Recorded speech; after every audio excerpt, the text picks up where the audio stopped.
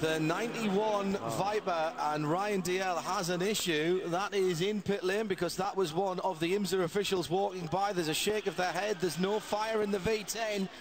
It's proving somewhat recalcitrant to restart. This electric because we can see all of the lights working. The car is being pushed back into...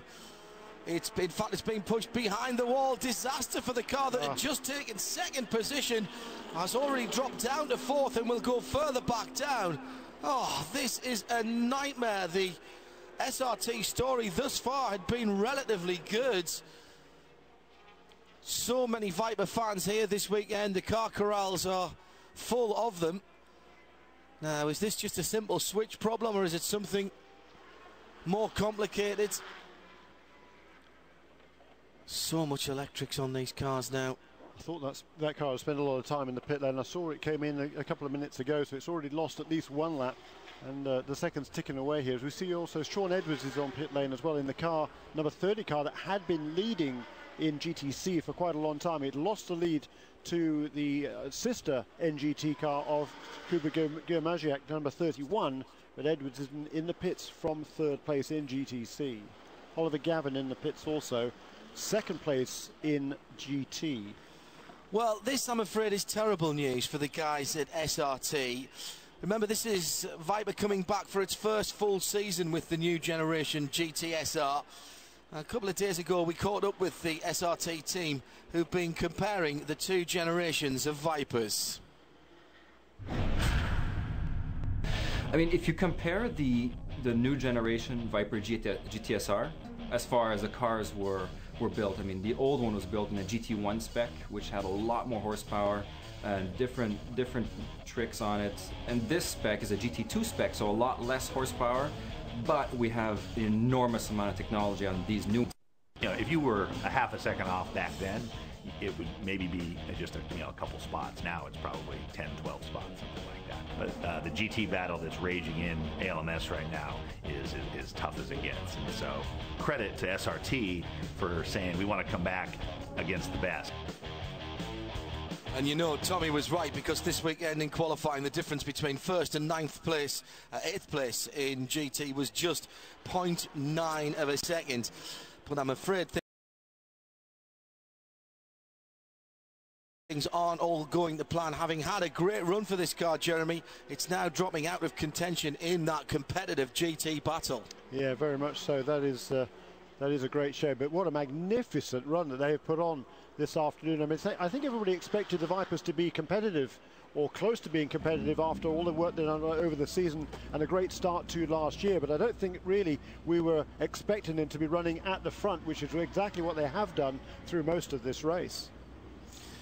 The Viper guys have actually got a great advantage there because they have one of the first pits. So if they want to get out of pit lane and have more people working on it, they just push it into the lane behind and get on with it. Here comes the GT leader. Here's another impressive story. Matteo Malucelli brings the Risi Ferrari into the pit lane, and Jamie Howe is there watching the Risi stop. And there will be a driver change taking place. Olivier Beretta getting back behind the wheel of the car. Fuel still going in. These guys are running on E85, so they get about 29 gallons. It does look like they're also going to give Beretta a fresh set of Michelin tires. Fueling still going in. Driver change still taking its time. As we know, this is a 2-year program, a minimum of a 2-year program. So Risi did go ahead and they made all of the updates on this car. They spent a lot of time in Italy doing that. Crew getting to work now. Very quick pit stop. These guys have not missed a beat since taking the year off last year. Tires done, and Beretta will be out.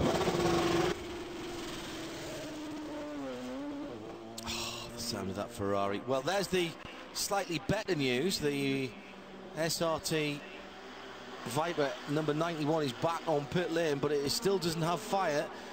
The bonnet area, the whole of the engine cover has been taped up, and Andrew Marriott is watching this frantic activity by the SRT team.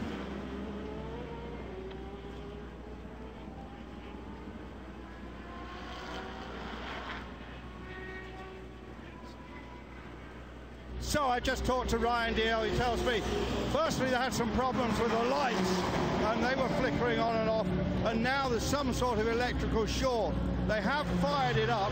They've got it back onto pit lane. And possibly even hear it on my microphone revving up. So they've got an electrical short. You know how difficult these things are to chase, and they're still working on it, but the engine is running. So hopefully it'll be back in the racetrack in just a couple of minutes. In fact, the mechanic is just shutting the door, and in fact it's going to blast off here now and back into the race. But obviously that was a big blow for Viper. From second all the way down to fifth, and from the lead lap to almost 3 laps. In fact, that is 3 laps down now, that car. Yeah, I think it's Dominic Farnbacher, isn't he, who's at the wheel of that car now. Ryan's hopped out of it and Dominic has got in, and he's finally got himself at least back out into the fray. But as you say, a lot of time to make up now, and that's going to be tougher. Yeah, I think 3 laps down already to the leading Risi Ferrari. You know, I love the audience that we have for the American Le Mans Series. This from at cornerweight.se, saying, surprised that the BMW doesn't have upside down dampers. It's the standard solution for McPherson's strut suspension due to the bending loads, which is an interesting one. And this is an attitude and possibly a carryover from its GT3 origins, of course, that car. So we're just hearing of a penalty here for the 31 GTC. That's the NGT car. Kuba Gear-Maziak, who was battling for the lead not so very long ago. In fact, he was in the lead, hadn't he, overtaken Sean Edwards when Sean had his little whoopsie there, Jeremy. Yep. Now back into 8th position. He's in the pits and he's got a pit lane violation as well. Yeah, I don't know whether this is 2 pit stops or whether he's had a long pit stop as well, because he's fallen now 2 laps. He's been off. Look at the back of the car. Yeah, quite. Okay, fine. He's he's dropped it as well. Yeah, it was a long stop that he's wow. Well, that is all damage, I'm being told, so that's my bad. Excuse me. Well, it's still a long pit stop. There's something else amiss on that car in any case, no doubt about that, because he was leading 5 minutes ago, and this has been a very lengthy pit stop for Kuba Gear-Maziak. We didn't see what caused Sean's excursion into the undergrowth when he was leading, when he lost the lead. These 2 guys, teammates, as Jeremy pointed out, or at least sharing the same awning, were in close proximity and battling. The engine cover on the Porsche at the back is up, and yeah, this has put Craig Stanton into the lead of the class. Good old Craig. That's a magnificent effort. He's 55 years old, going on about 25, because he is super fit. He works extremely hard, and I believe he's just started off a new website for people who want to learn about fitness for racing drivers. It's Mario Farnbacher who's sitting in that car, and Andrew Marriott has made his way down to the NGT pit.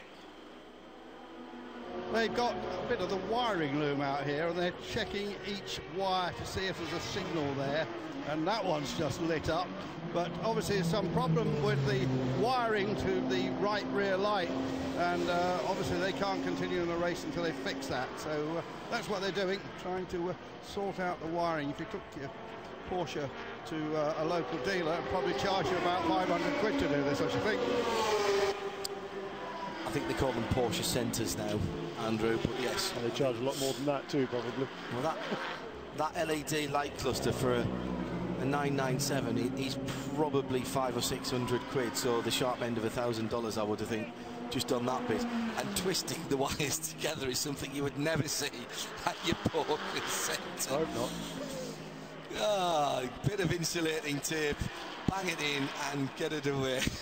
That's fantastic, guys. Yeah, but what a disappointment for these guys, because I mean Kuba ran a fabulous last stint. He closed down. I think he started off in 4th place, worked it all the way up into the lead, and now it's all gone away.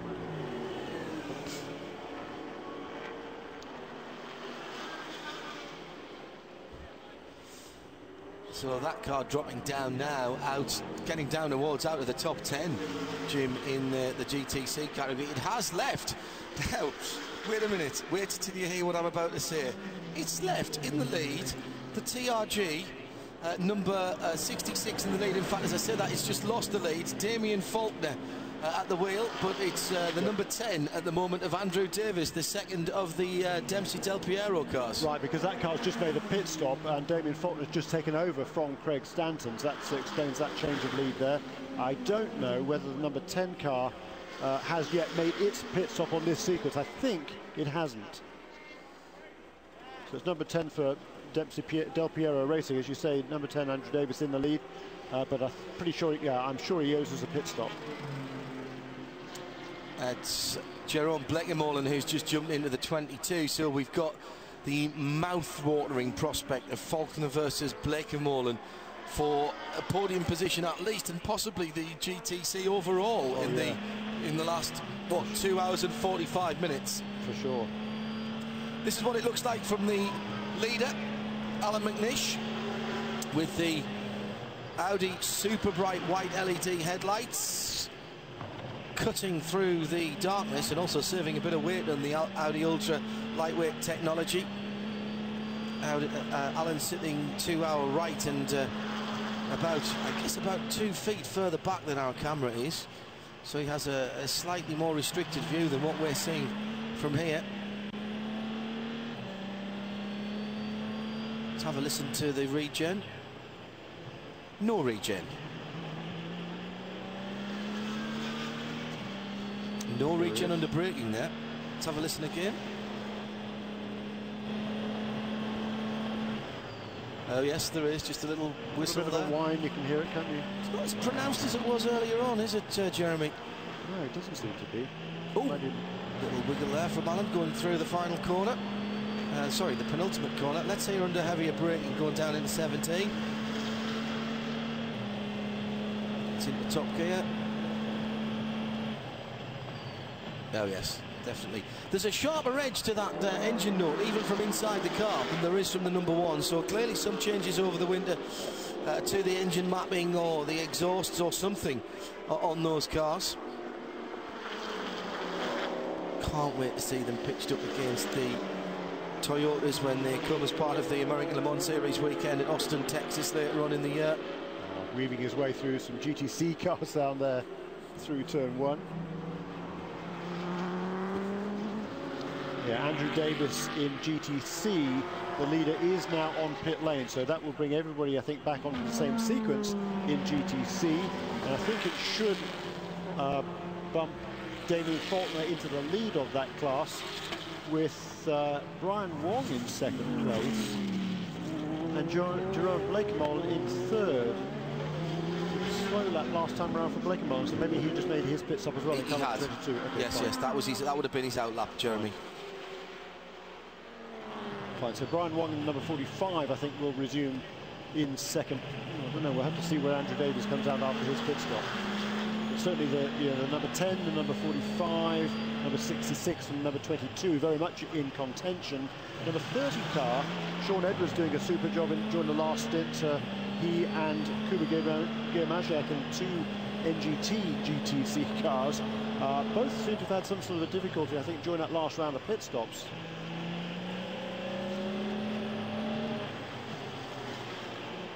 Alan McNish now fighting his way through traffic. Brilliant onboard pictures. Yeah, inching away again a little bit. The gap between first and second out to 14 seconds now. Just going past Tom Kimber-Smith there in the Greaves Motorsport 41 car. And they're now 3 laps off the 2 level 5 cars.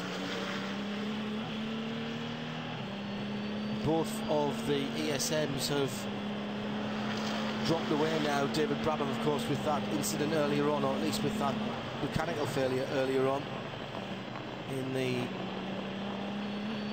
what was then the better of the 2 cars. Ed Brown hasn't had a great day either. He's had a couple of incidents himself.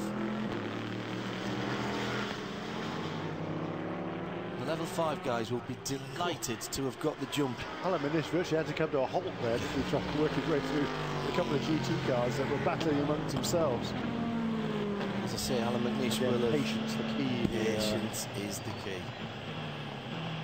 Yeah, I think the level 5 guys will be delighted to have got 3 laps up on the Greaves Zytec Nissan. They really rate that team. There is Ryan Briscoe, leading the P2 category. Coming up behind the Bar 1 Motorsports number 7 car, with Chapman Dakota at the wheel of that one. He's in 6th position in Prototype Challenge, the Continental Tyres category at the moment. Look at the difference, Jeremy, between what you can see from those headlights and what you can see from Alan's headlights on the Audi. Yeah, really subtle difference there, isn't there? No. So impressed with Ryan Briscoe. He's loving doing the sports car thing again, isn't he?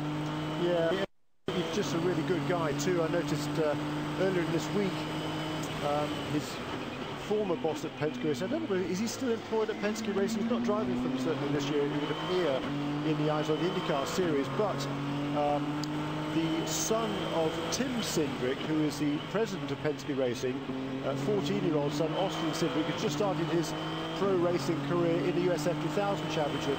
And there was a couple of tweets I saw earlier this week from Ryan to young Austin. I was very impressed by that.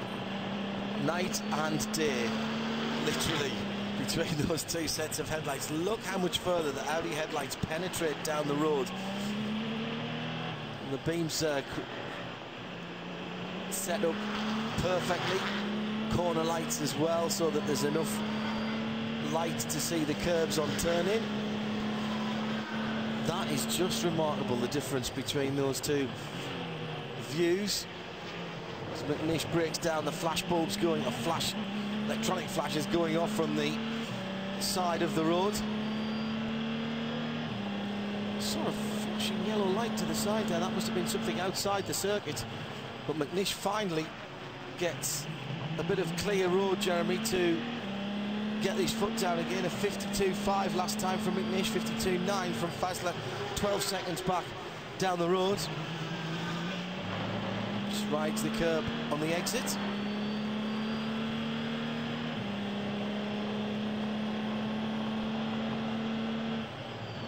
Notice none of that horrible flappy noise that we have in the number 1 car either through the S's.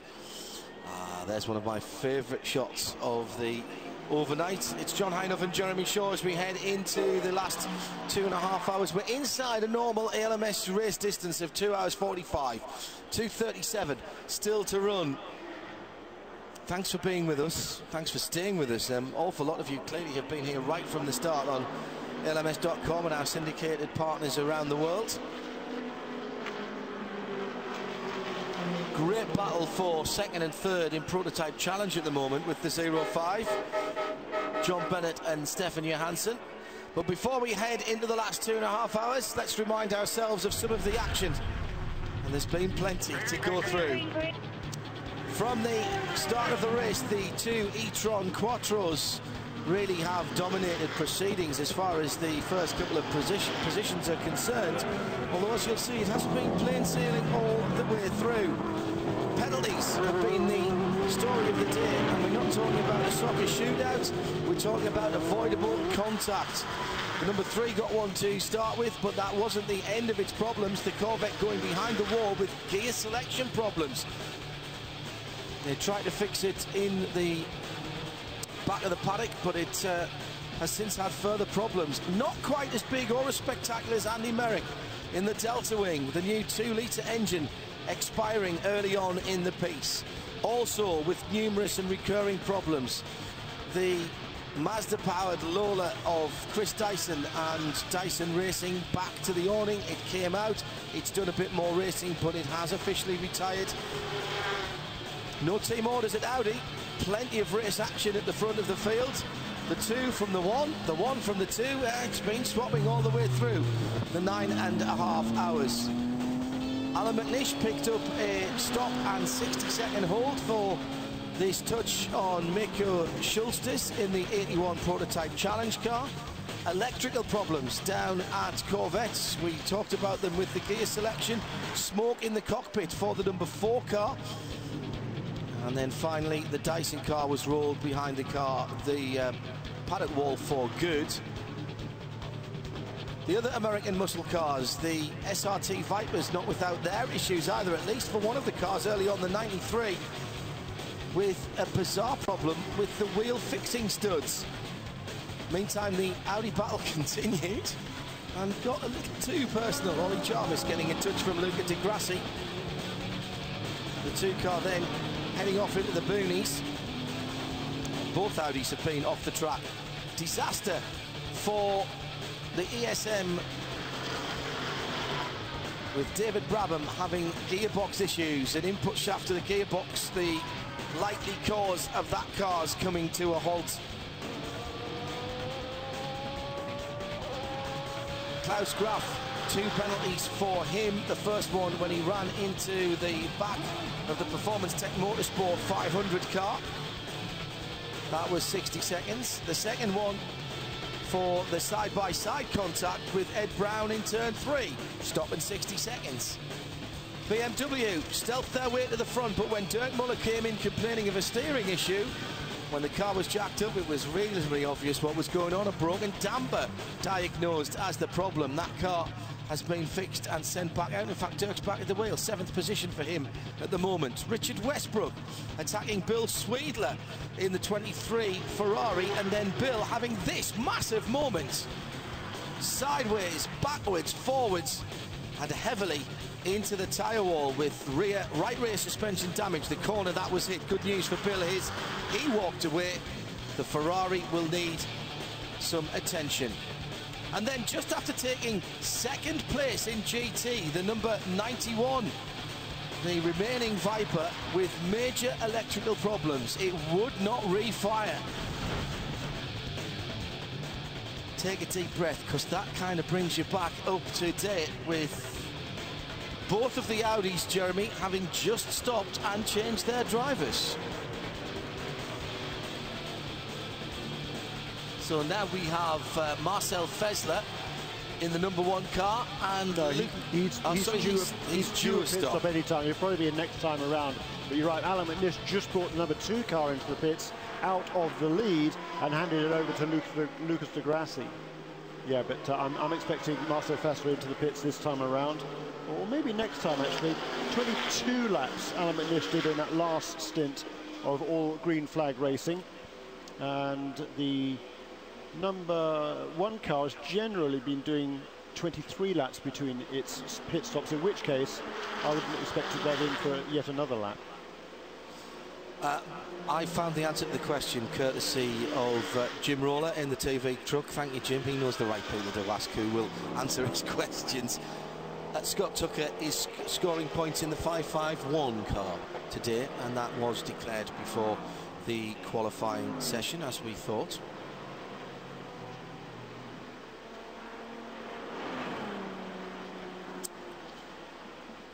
Is it something dragging on the ground at the back of that Audi, Jeremy? Or is it just... Is that light on the... Oh, they've still got the right height light on it. Now, I thought that wasn't allowed during the race. Yeah, that's right in the middle there.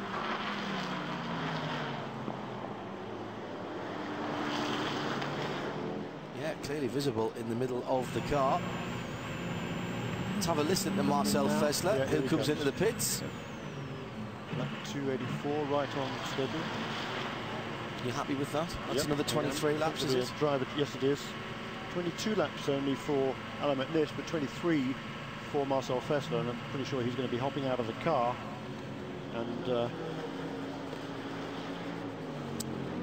Jimmy Howe is down watching this Audi pit stop. Marcel Fessler climbs out. He's handing driver duties over to Oliver Jarvis. This is Oliver's only his 2nd race in the United States. His first was in January at the 24 Hours of Daytona, where he did win the GT category for Audi behind the wheel of an R8. Talking to the team this week, they say Oliver, he is enjoying racing in the United States. Oliver said, racing in the U.S., there's such a unique atmosphere here. There's nothing quite like it other than at Le Mans, but the American fans are so knowledgeable. He will be getting a fresh set of Michelin tires now that the fuel is complete. The tape that they put on the underside of the car, it looks like it might have fallen off. I don't see it hanging over anymore, and he is complete.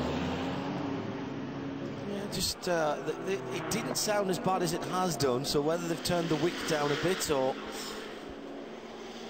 changed the tyre pressures a little bit. I think that was the other Audi going through. I think so. I couldn't hear it, so it probably was. No, he hasn't come through yet, Di Grassi. Now he has. All right, this is going to be very close. There's Degrassi, the bright white lights of Degrassi comes through. This is for the lead. Look to the right-hand side, two Audis together, and Degrassi gets through because he has momentum, pressure and heat in his tyres. And Marcel Fesler is coming out of the pit lane. No tyre warmers allowed, remember, in this form of racing, so you are really on tiptoes going out for the first lap or so. So easy to be so aggressive as we saw with Alan McNish earlier in the week. So a great job by the #2 crew to get them round and through in the lead. And Luca Degrassi leads the motor race with exactly 2.5 hours to go. Yeah, it was #2 car that led before this round of pit stops, so situation kind of normal there. It's going to be interesting to see what the gap was. I think it's about 10 seconds before this round of pit stops, and probably by the time that the both of them get up to speed, it'll be about the same, I would imagine. So on lap 285, we'll have a 22nd change of leadership.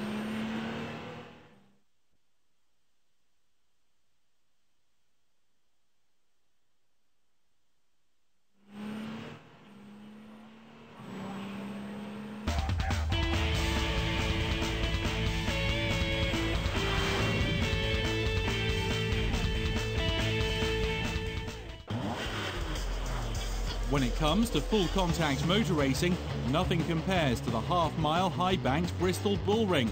Title contenders Sam Hornish Jr., Elliott Sadler, Austin Dillon and Brian Vickers will battle each other at the track and a host of Sprint Cup stars on the Tennessee circuit.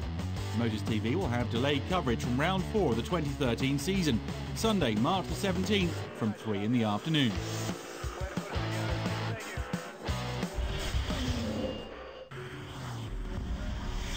Remy Bizouar and Libor Podmol will be the two riders the rest will be looking to outperform when Motors TV heads to the season opening round of the 2013 Night of the Jumps Championship from Berlin in Germany. Sunday, March the 17th from 5:35. Historic rally action returns to Motors TV this Sunday, March 17th with the Mid-Wales historic stages from the Roger Albert Clark Championship, and the high-speed television channel will bring it all to you beginning at 7:55 in the evening.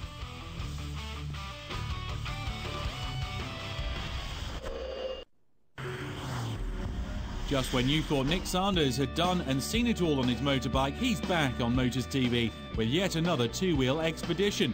He'll introduce us to fascinating people and breathtaking scenery. Make sure you don't miss your chance to join the Global Rider, Monday, March the 18th from 5:45 in the afternoon.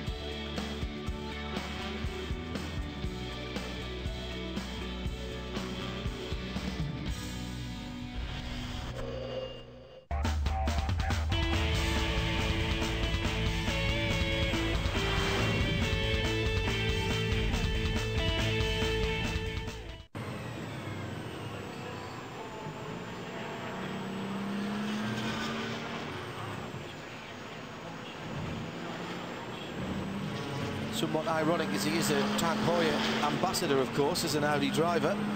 Does have a black face Rolex from winning Le Mans a few years ago. It was the R8R.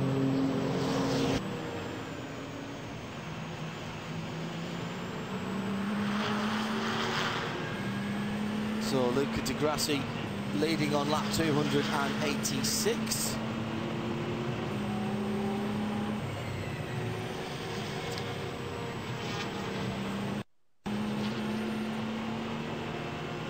Just a lap now between...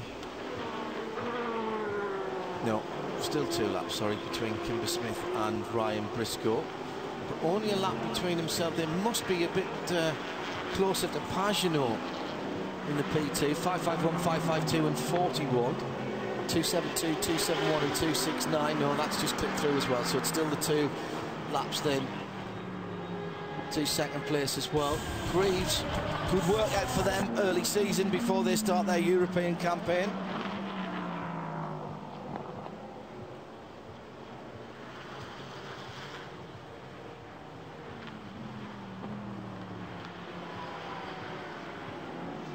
Seconds now between Ollie Jarvis, who's aboard the #1 car, taking over from Marcel Fesler.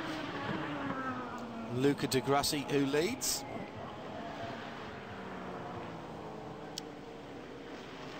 At Specutainment, at Jeremy Shaw Racer.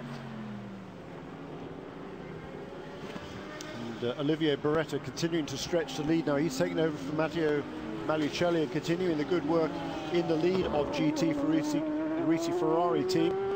It's a better part of 53 seconds is the gap from first to second. And Oliver Gavin making steady progress, really turning very quick laps. He was more than a second quicker than Olivier Beretta and almost 3 seconds quicker than Nick Tandy on that lap. He's now just 12 seconds behind the Porsche.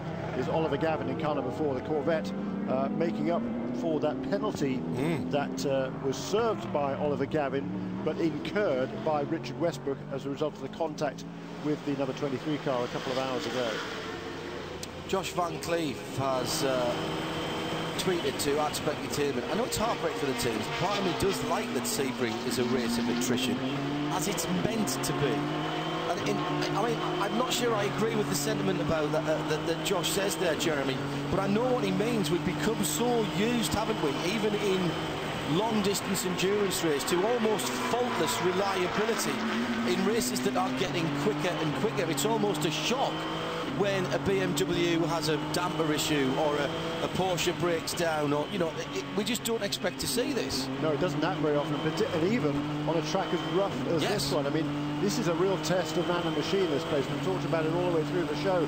It is, Bob Marshall talked about it at the very top of the show. This much of the track here, particularly the back straight and the front straight, haven't been resurfaced since they were first, the concrete was first laid in 1942, when this was first turned into a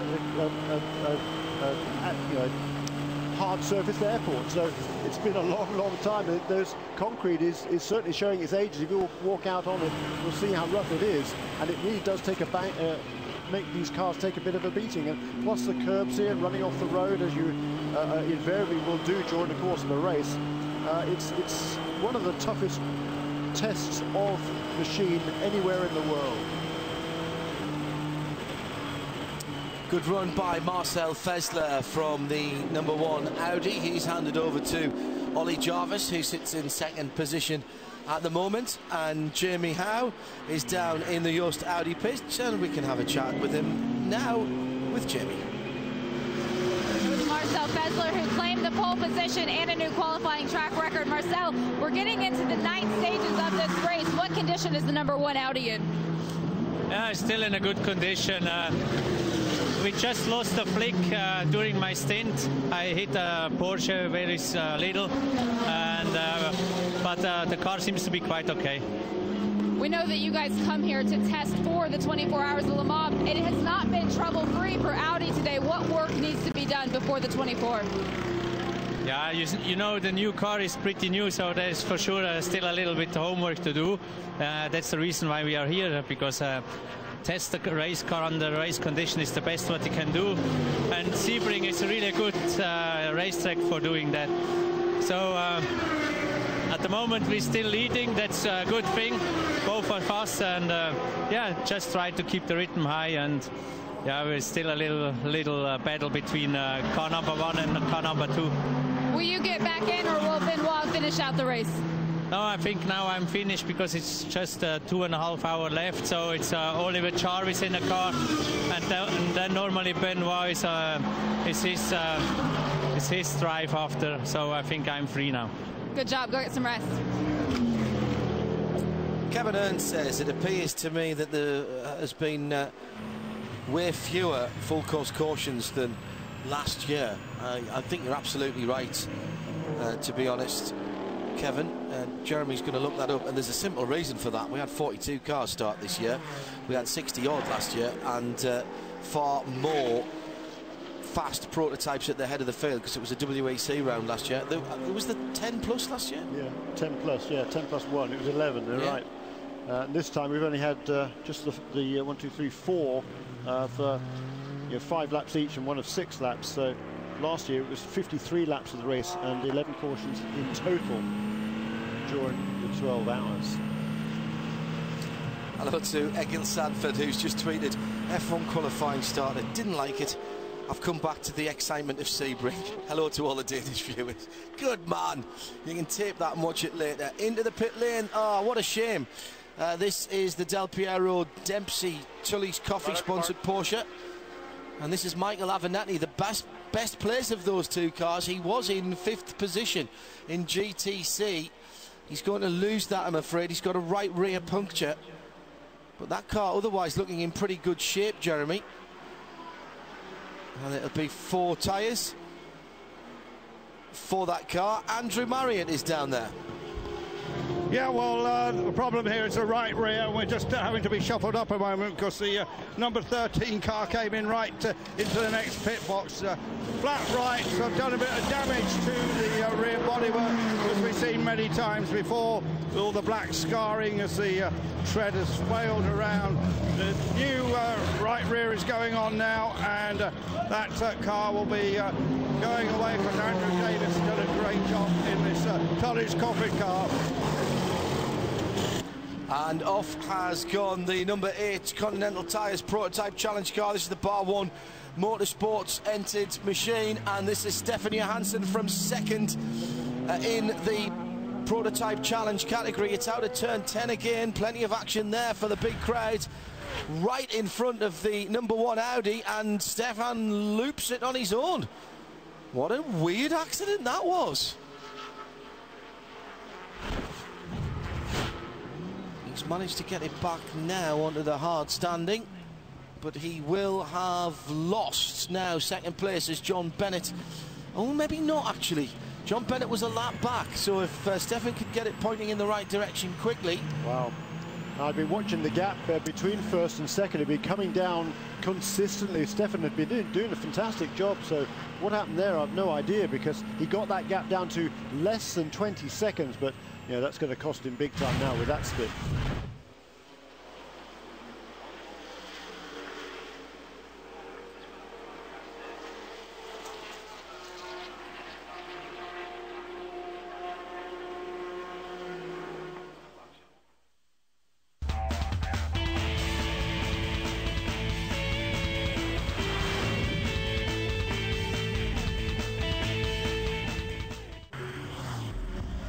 Make sure you join the High Speed Television channel this Monday, March the 18th, for a double dose of the best drift competition in the world.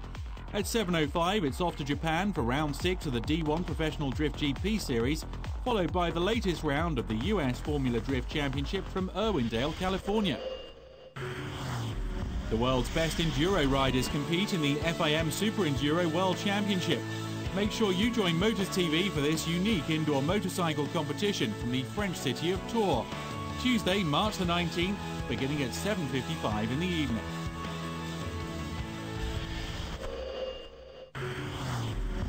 From Formula 1 to NASCAR and every form of motor racing in between, there's one program that keeps the motor racing fans up to speed. Make sure you join Motors TV for the next instalment of The Grid, Wednesday, March the 20th from 8:20 in the evening.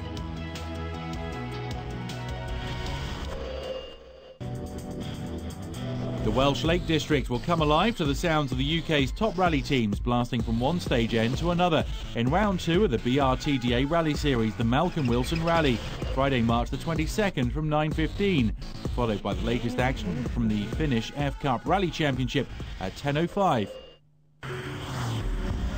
More of the very best flat track motorcycle action comes to Motors TV this Friday, March the 22nd, when the High Speed Television channel heads to Insel in Germany for the latest round of the FIM Ice Speedway Gladiator Series, beginning at 8:20 in the evening.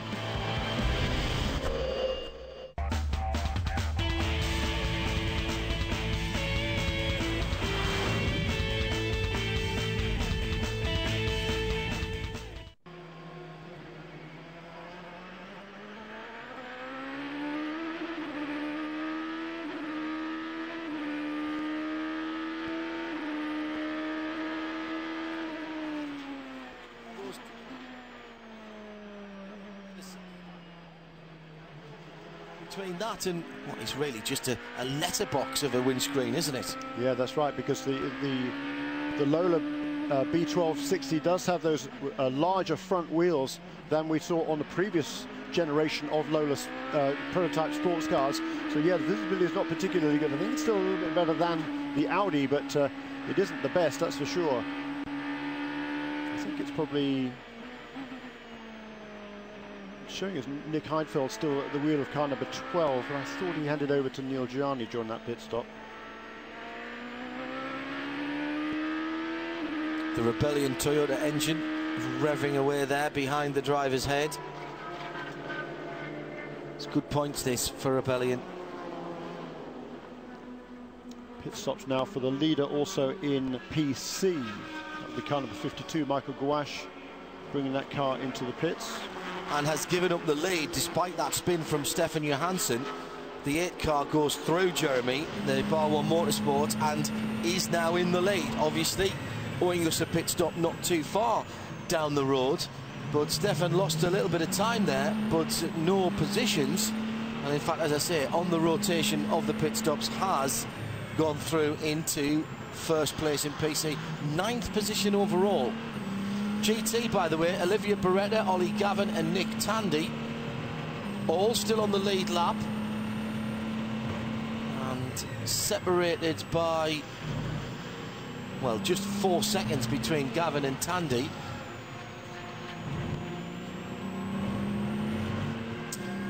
So much technology in the cars nowadays, not just on the dashboard but also on the steering wheel. Jamie has more.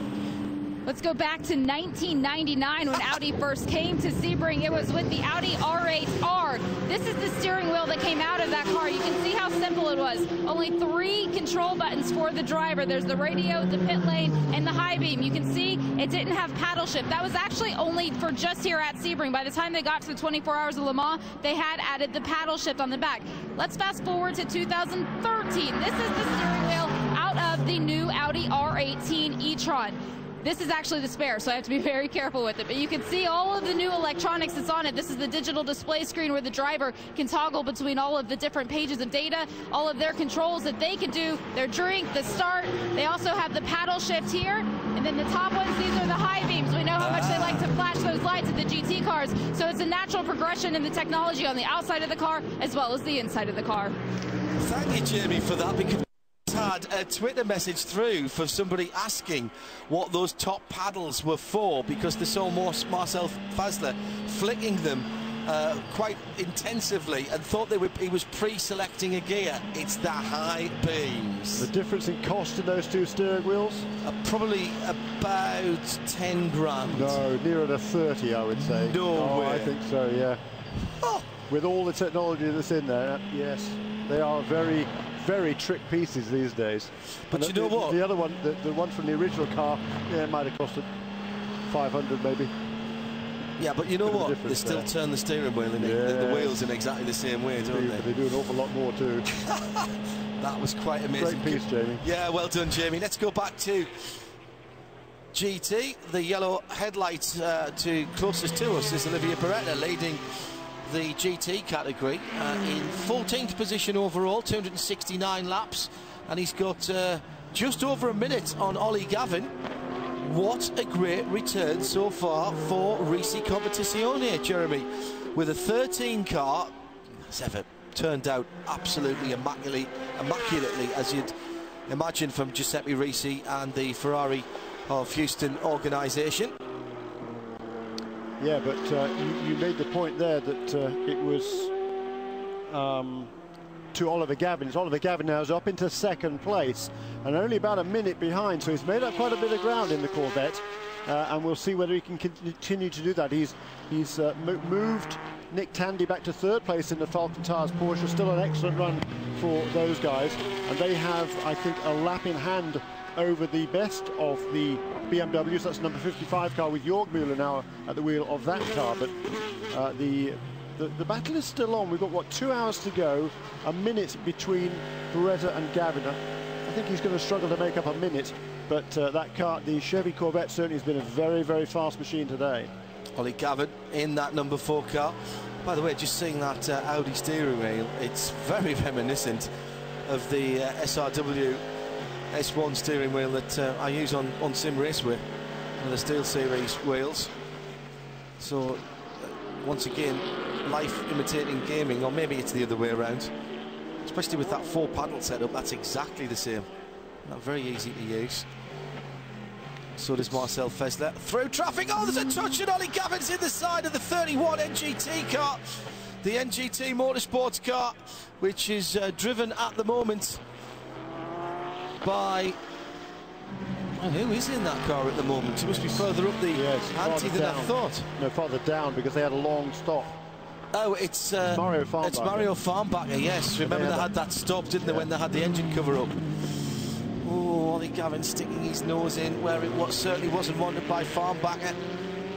Great shots from the onboard again, these high-def onboard cameras and even our outside cameras. You've got to say that these shots that we're seeing in the darkness now, it's fantastic now. Really transformed nighttime racing. Just a few years ago, this just would have been lights that we couldn't identify the cars from, quite frankly. There is Ollie Gavin, yeah. It's the number 11 car, which is back up in the 5th place in GTC. Now look at that big screen in the middle, and we're watching the radar. Now that's something going away from him. The little arrow on the radar screen is disappearing. 4th gear, you can see. Not got the blue lights either side of the normal dashboard that would show him the traction control working. They cut that wire because it was smoking and causing a short on the digital readout. That's what they did, reached in, cut it, so he hasn't got the visual display of how much the rear wheels are spinning. But what he still does have is the TFT screen ahead of him, multicolour of course. I'm just waiting to see a faster prototype or something come up behind him so we can give you a graphic display of this fabulous radar. Yeah, they've been working on that for at least a couple of years, haven't they? Yeah. Well, GM have always been quite clever with that. Do you remember they had on the Cadillac prototype at Le Mans a few years ago, they had that night vision system for the guys as well, which was really impressive. So Ollie's just gone across the line. You can see how dark it is behind him there. Light shining down onto the track sometimes blind the rear view camera. So the perfect thing to do is to have this radar system. We'll keep an eye on it for you. Coming down towards the last 2 hours here, Jeremy, so it won't be long before we're starting to think about back counting from the last pit stop. Yeah, and this battle in PC, I'm fascinated by that. We've had pit stops over the last few laps. It's all, I think they've all now made their pit stops, and we've got Kyle Marcelli in the number 8 car. He's just taken over from Stefan Johansson, and I think is in the lead of the race at the moment, or maybe he's just making that pit stop. I have to make maybe one more lap until they come around across this timing and scoring line, because David Ostella has taken the wheel on the number 52 car for Matheson Motorsports. He's got a lead of about a minute and a bit over the 05 car. John Bennett has just made a pit stop. I'd be surprised, it's shown as still as in the wheel, I'd be surprised if he didn't hand over that car to Colin Brown. But that's certainly what the scoring suggests, is that John Bennett is still driving that car. The number 9 car in 4th place is Bruno Junqueira, who's turning some pretty quick laps. And the number 500 car, 5th in the class, is Tristan Nunez, who's been driving. He took over from Charlie Shears, I don't know, about an hour ago. And I'm sure the plan is for Tristan to finish off this race as he started it. A 17-year-old. Question coming in from Adriel MH at Specutainment. Is the R18 steering wheel made of carbon fibre? Partially, yes, absolutely. That's why it's so expensive. There are companies now who specialise in doing just that. Formula One and high-end racing car steering wheels, bespoke to particular patterns with those multiple switches on, and even the digital display in the middle of them. And quite often those switches are multifunction and can be used to adjust many different things. Pinky says that, love nighttime racing, you really sometimes can't see anything, can you?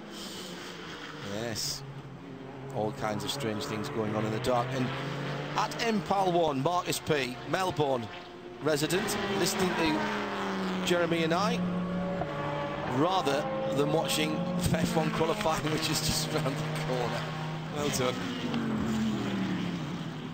Yeah, we've got a think all five cars are on the lead lap in PC. David Estella leads by about 18 seconds over Kyle Marcelli. That's the 52 from the number 8 car. Number 9, Bruno Junqueira, has just got himself up into 3rd place. Junqueira in number 9 has just overtaken John Bennett in the 05 car, and looming up very quickly behind him, and the fastest of all of these 5 is Tristan Nunez in the number 500. He's only now, what, about 4 or 5 seconds behind John Bennett, and last lap he closed on him at about 7 or 8 seconds. Drop note at the pit stop, or something not going right well, somebody stalling and not restarting. All of those gaps could vanish very quickly indeed. It's only 11 seconds as well at the head of the field at the moment between the two Audis. Neil Yarney hanging on there, still only 4 laps back in the number 12 Rebellion Lola Toyota. Romain Dumas is a full lap back in 4th position, second of the ALMS runners,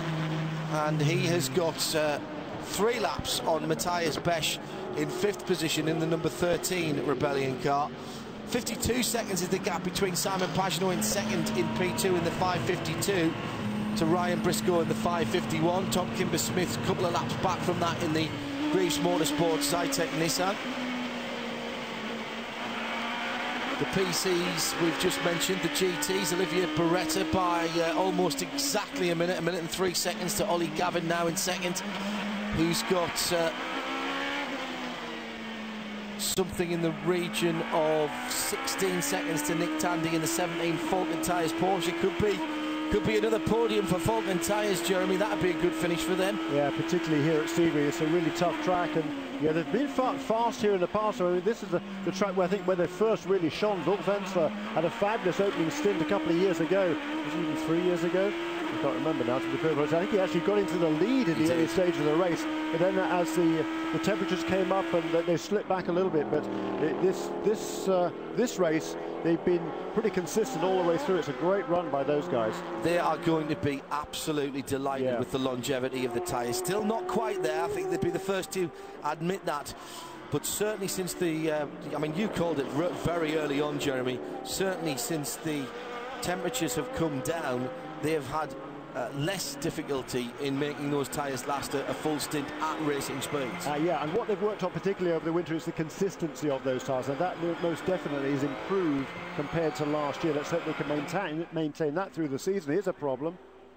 Is that a Viper? That is a Viper. That is the one. That is the 91 car, isn't it?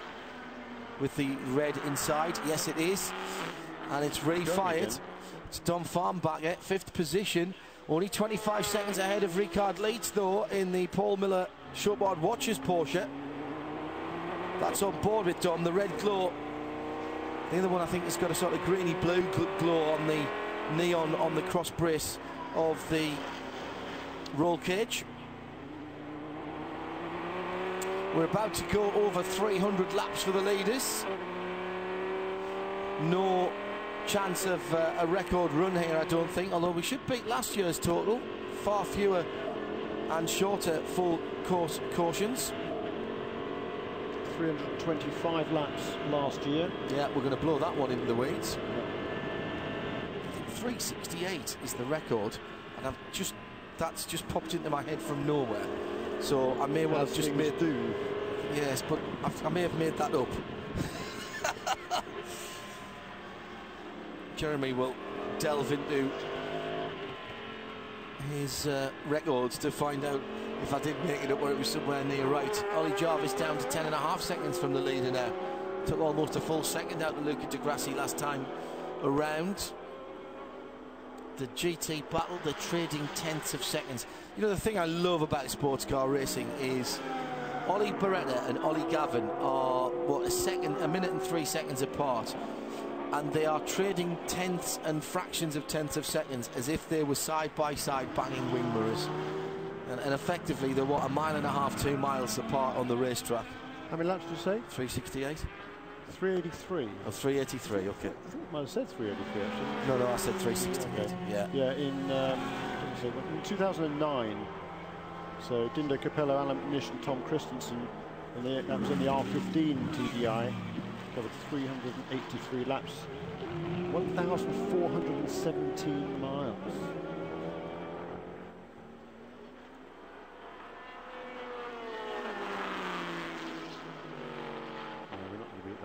No. Hello to all of you in Europe who have seemingly decided to forego sleep. UK just 4 hours ahead, Central Europe 5 hours ahead at the moment, as the clocks haven't gone into summertime yet. But thank you for your endurance and your enthusiasm. You've certainly kept me going with the tweets to @Specutainment.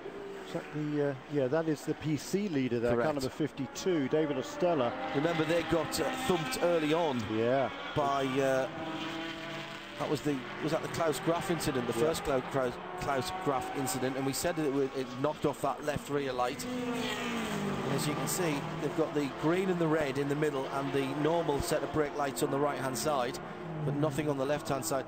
I've been impressed with David Ostella. Yeah, and I'll tell you what, Michael Gouache, the gentleman driver, supposedly, the older driver, he's well into his 50s, is Michael. That was a great last stint that he put together. With that? Nothing at all.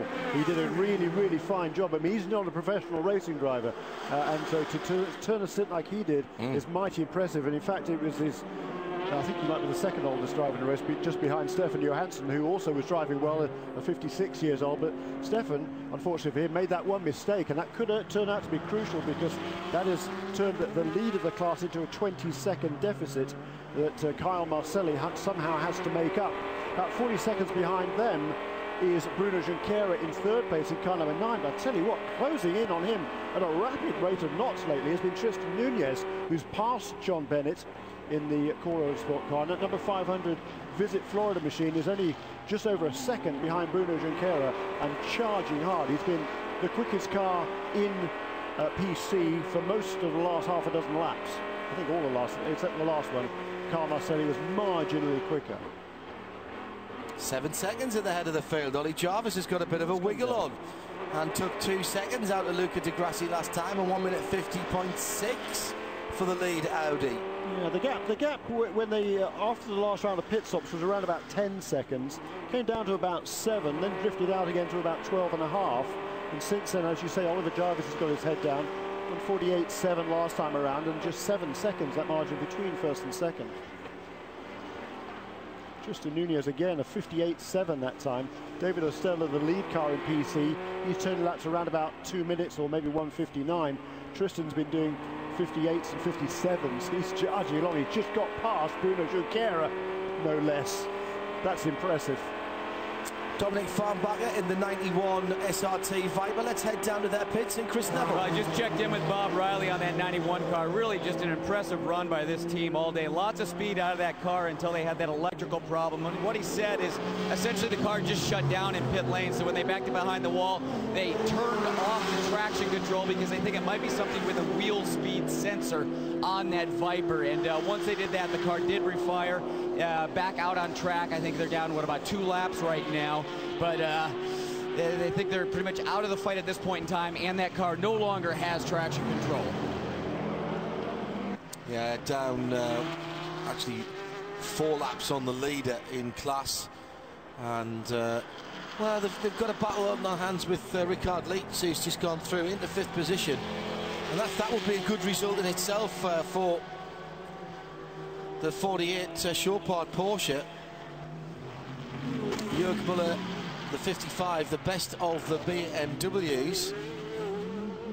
Dirk Müller down in 7th position. Not been a clean run for the new Z4s this weekend. No, but they've certainly shown extremely good pace, haven't they, for the very first time out, and very little development on those cars as well. I mean, that restricted brake they were hoping for is not going to arrive anytime soon. No, absolutely not. 58 seconds, the deficit that Oliver Gavin somehow has to try and make up to Olivier Beretta. And that is Olivier Beretta we're following at the moment, actually. On board with Dominic Farnbacher, and that is Beretta ahead, lapping in the 203s, the late 203s, the experienced Monegasque. Oh, well, I think there was a touch there, and the Audi goes through, and Olivier Beretta pushed off course, coming on to the back straight. Now, which Audi was that? that went through. I have to say I didn't really take much notice of it until they were rather too close together. Let's see which of the Audis goes across the line next, and that will be it. I think it was Luca Di Grassi in the 2 car. If there wasn't a touch there, it was very close as they came through the Jean de Biarnesses and down into, yeah, that was Di Grassi. Because there is Ollie Jarvis just gone through there, and it's down to 3.8 seconds. I'm not so sure it wasn't Ollie, actually. No, Ollie's just passing them now. Ollie's just passed them going across the start-finish line. It's only 3.8 seconds, so it had to be the first one. Wow. And Olivier Beretta, if he didn't touch him, it was so close that you wouldn't have got a cigarette paper between them. But Beretta definitely had to modify his line and keep his wits about him. So the gap at the end of the field is down to under 4 seconds at the moment. The battle for GT, PC, GTC, all still very much on. And we've got just under 2 hours of racing still to go. You don't want to miss the end of Sebring 2013. Southern California, known for its movie stars, sandy beaches, and heavy traffic. On April 20th, the American Le Mans Series, presented by Tequila Patron, will bring traffic of its own to the streets of Long Beach. 5 different classes of cars will race wheel to wheel, reaching speeds of up to 140 miles an hour. Be sure to catch the race live April 20th on ESPN3 and April 21st on ABC.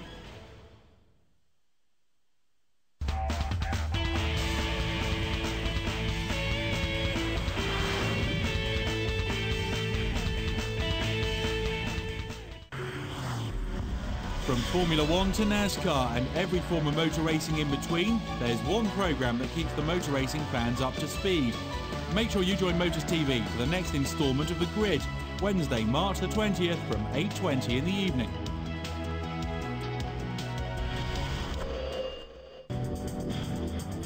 Motors TV has a full evening of the best two-wheel action this Thursday, March the 21st, beginning with round 1 of the Superbike division of the AMA Pro Road Racing Championship from Daytona at 7:55, then Bike World, an all-new edition at 9:15.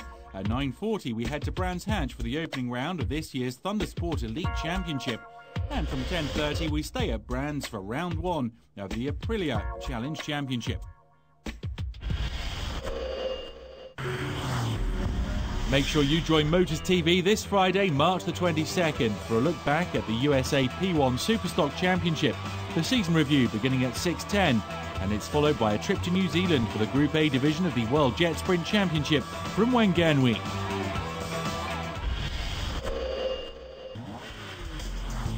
A fresh crop of open-wheel competitors head into action at round 1 of the European Formula 3 Championship at Monza. Josh Hill, Eddie Cheever Jr. and Lucas Auer all have family traditions to uphold, and Motors TV will air all 3 races from Monza live. Race 1, Saturday, March the 23rd at 9:50 in the morning.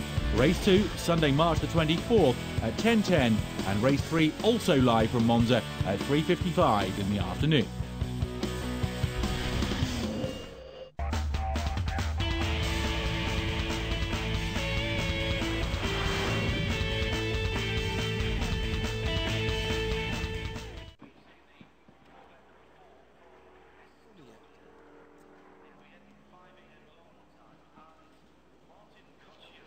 Checking in from Warsaw, watching on Motors TV, and hello to everyone there in Poland. So an international race, international drivers and manufacturers, and clearly a worldwide audience for the 61st annual Mobil 1 12 Hours of Sebring. This looks like a relatively sensible stop, and Jeremy Shaw gives me the thumbs up to say that Ollie Gavin came in on time as far as he was concerned, so routine as routine can be. And the boys at Pratt & Miller doing their usual sterling work. And Olivier Beretta in as well at the same time. That's a little bit surprising. Well, I think they're back timing now, Jeremy. They can Can they do it on one more? Yes, they can. Yeah. So you don't want to get out of sync, do you? Yep. The Ferrari will take, I think, a little bit less fuel than the Corvette.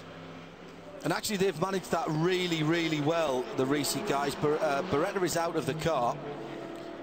and being changed. Driver changed.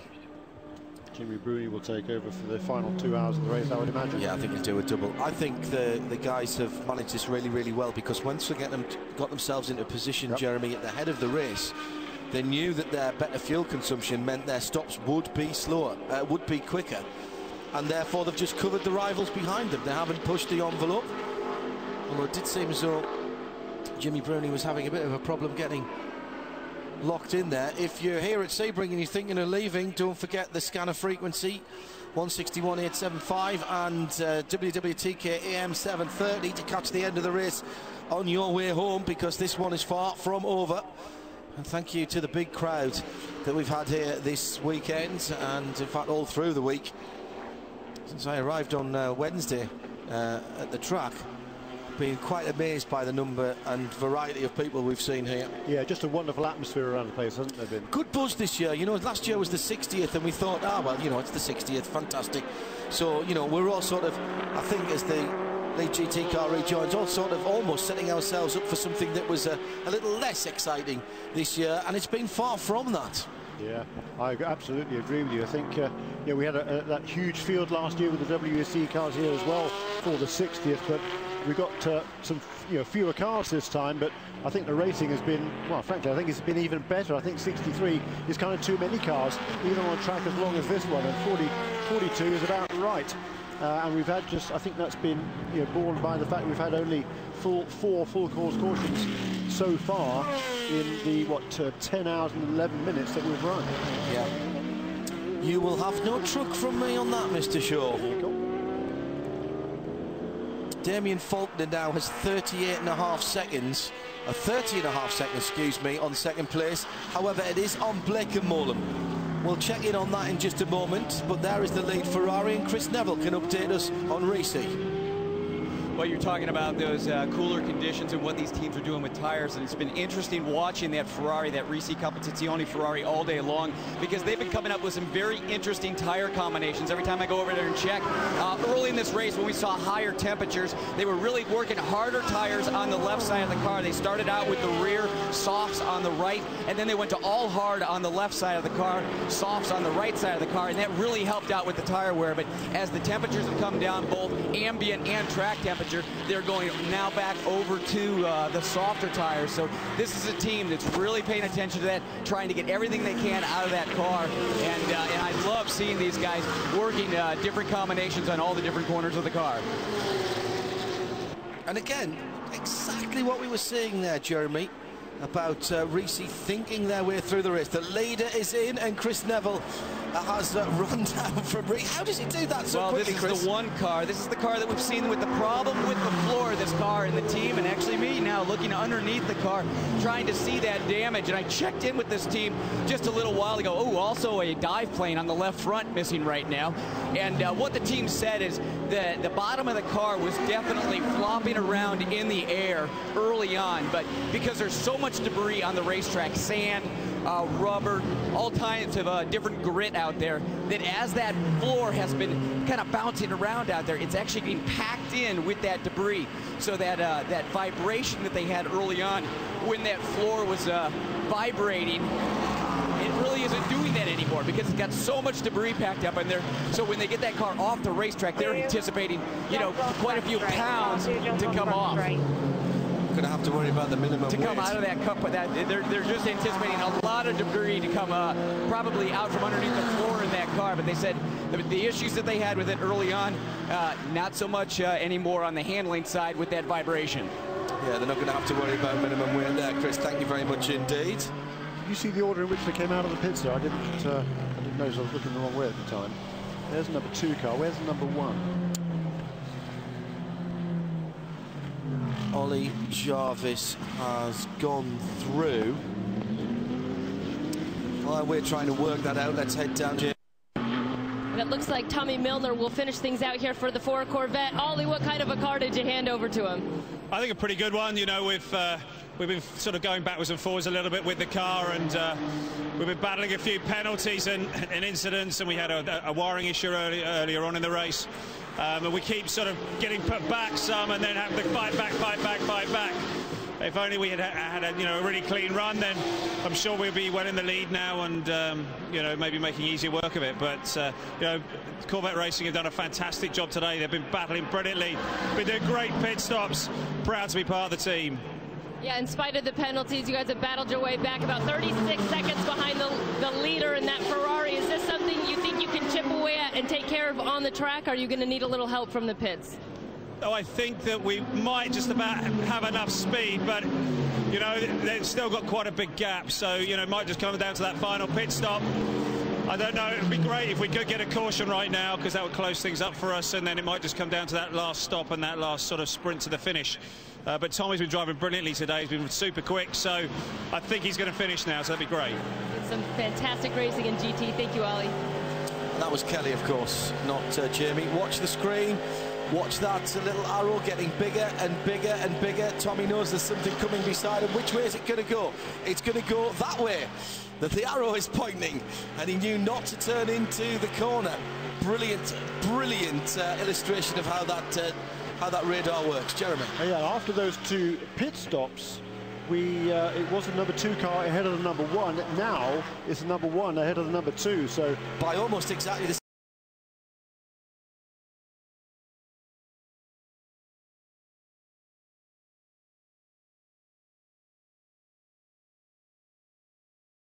same margin, actually, so I presume one of them took tyres and one of them didn't. I think De Grassi must have taken tyres on the number 2 car, because Oliver Jarvis did not. We didn't see, or I didn't see, the number 2 car make its pit stop. They had changed tyres on the previous pit stop. So well, the number 2's only doubled, I think, once, maybe twice in the whole race. No, more often than that lately. Oh, really? Yes, okay. Yes. Well, maybe they're just changing compounds at this point. Yeah. Hello to Kevin Ernsworthing watching from northwest Germany since the start. And David Fairburn says, John and Jeremy, how will the classes work here with the amalgamation of Grand Am and the ALMS? Actually, it's far more simple than you might think. There will be 4, possibly 5 classes next year. The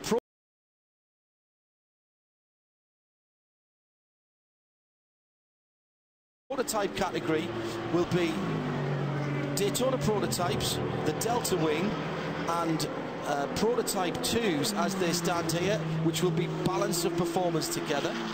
We will have the Continental Prototype Challenge category as is, as you're watching now. Fantastic. Why would you change that? You will have the American Le Mans Series GT cars, which have been renamed GT Le Mans. Again, unchanged, open tyre formula. And you will have also a second GT category, which will be called Daytona GT, and that will be the current Daytona GT category. There is a possibility of having the GX category as well. That's still TBA. Yeah, and the Daytona GT category also will include effectively the GTC cars that currently race in the American Le Mans Series. Thank you. I didn't realise that. They're virtually the same. Right, okay. That's all good. And then will be amalgamated, those two. Okay. So brilliant, I think. Yeah, well, that works. Absolutely. I think that works. And with the possibility of a whole new DP class coming not so very long in the future, that's very interesting to see how this United Sports Car Racing Series will affect the rest of the world, as well as consolidating the American fan base. Keep the tweets going. We've got a couple of hours to go. And 39 seconds now, the deficit from Tommy Milner to Jimmy Bruni in the number 62 Ferrari. So that gap has come down fairly regularly. But now Jimmy Bruni, who's definitely the quickest driver in that recent competition Ferrari, he's at the wheel of that car. And last time around, both he and Tommy Milner turned virtually identical lap times. Hello to Anne Roller up on Lake Norman. Hello, Anne. Nice to know you're listening to Jeremy and I. Your boy's done a great job today. Pictures have been outstanding. The whole team have knocked it out of the park. Actually, quite seriously, I've had more tweets and emails about the quality of the pictures than I think ever before at any American Le Mans Series race, or indeed any race I've worked at. So well done to all of our cameras as well. I'm not sure they can hear us at the moment, but I'm sure that will get passed on And if you're here at the track, don't forget there's the opportunity to see the highlights programmes, or go to alms.com and download the archive of the race. Motors TV back in the UK will have replays throughout the week for those of you perhaps who are just coming in late on a Saturday night and have wished you TiVo'd or Sky Plus this. Motors TV with the whole of the American Le Mans Series this year, by the way, in Europe, so get used to seeing this quality of coverage for the rest of the season. It supplements their coverage of ELMS, WEC and Grand Am. Motors TV clearly becoming the place to go for sports car racing in Europe. 7.5 seconds between Di Grassi and Ollie Jarvis, lapping 151.576 for Jarvis, 5.57 for Di Grassi. Those are two very well matched cars.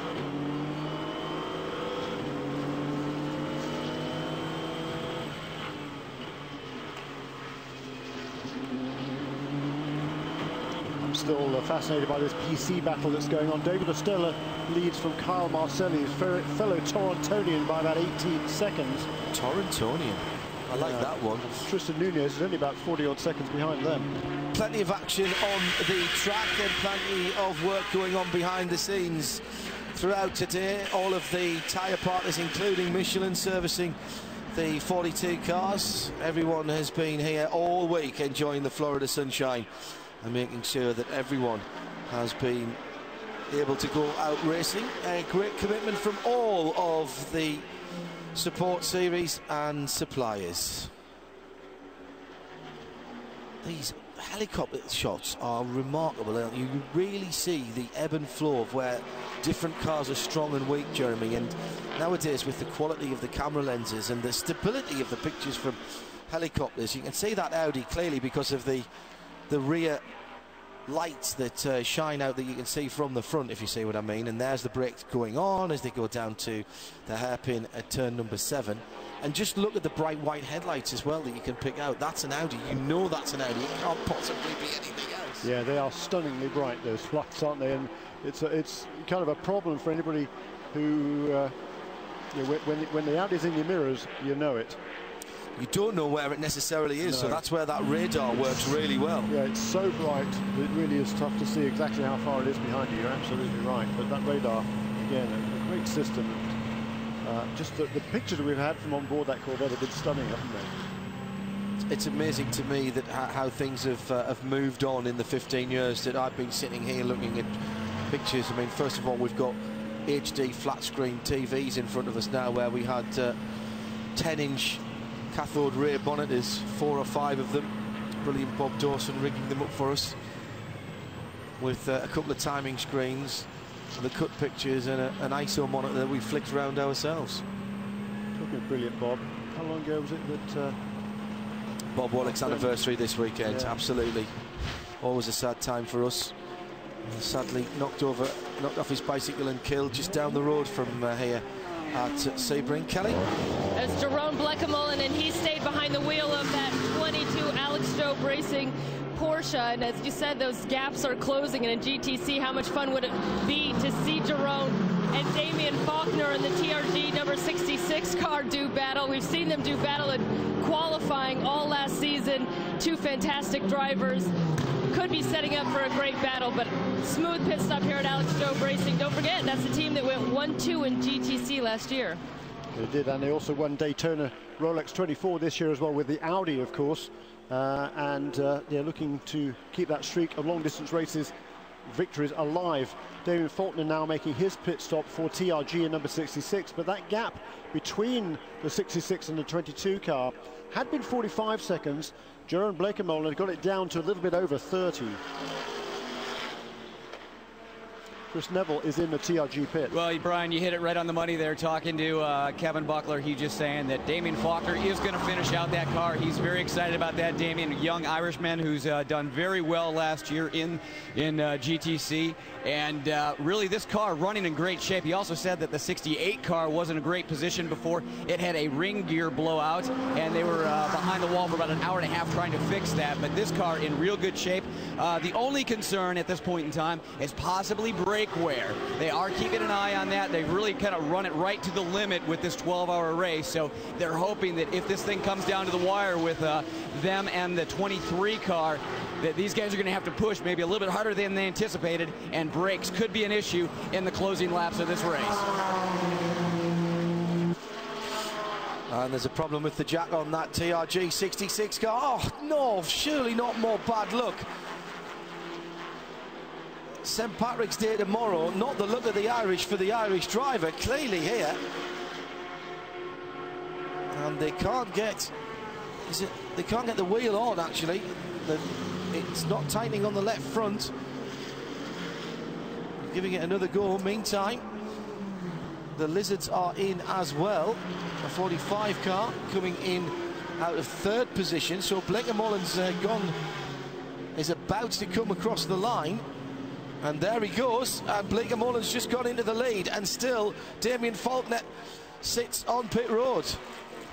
What has this young man got to do to buy a bit of luck?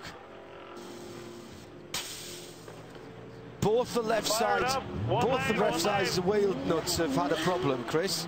Well, finally, that 66 down and away. Big problems on the left side of that car. They were stuck up on that left front.